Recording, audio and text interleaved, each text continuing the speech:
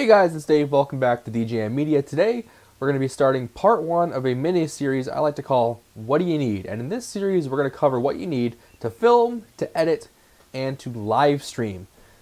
So be sure to stay tuned for part 1 today. We're going to be covering what you need to film.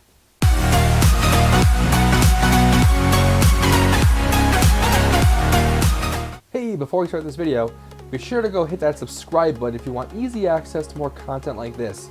If you enable notifications, you'll get an email when I upload. That way you don't have to keep checking the YouTube channel every day. And with that out of the way, let's get into the video. So today we're going to be looking at what you need to get started filming. We're going to look at the very basics of what you need. So you're going to need a camera, some sort of thing to actually capture the video.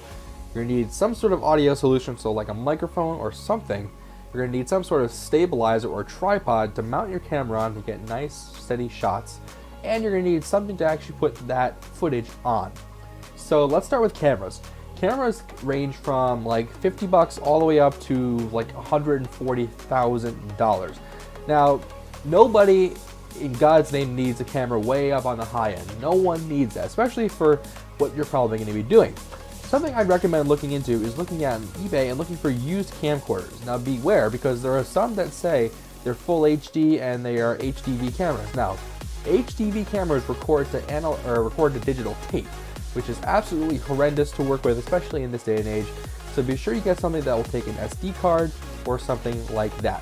Camcorders on the low end can range from a couple $100 all the way up to about $1,300 to $1,400. The camera I'm using right now is a Canon Vixia HFG20. It's about $800.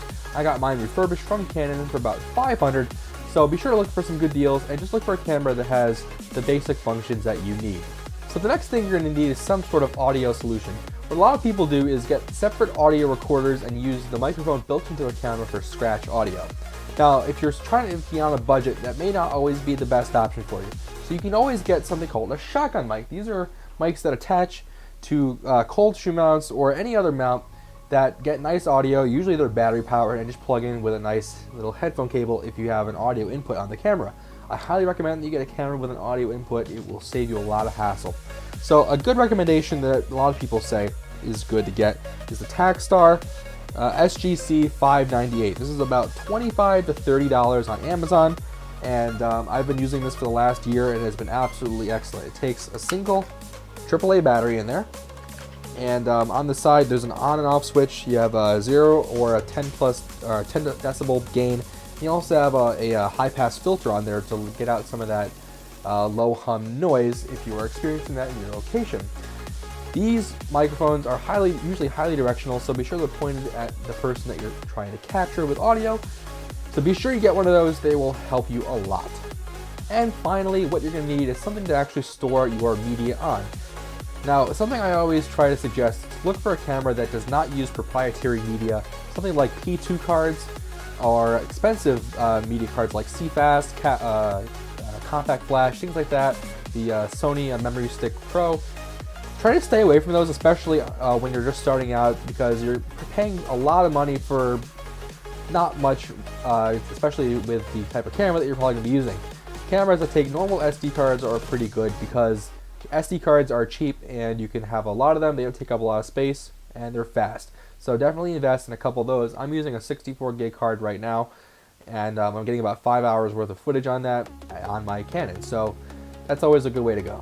Alright, so that wraps up part 1 of this series on what do you need. So tomorrow we're going to be looking at what you need to actually edit footage, and then on Monday, tomorrow is Sunday.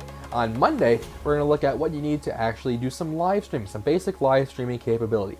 So be sure to stick around, be sure to hit that like button if you enjoyed this video. It really helps out the video and the channel, and if you want to see more easily without having to check the channel every day, be sure to hit that subscribe button. That way you know when I upload. I do upload daily, and but I can't guarantee exactly when in the day because schedules change, all that kind of stuff, but daily videos are coming out, so be sure to be subscribed for that.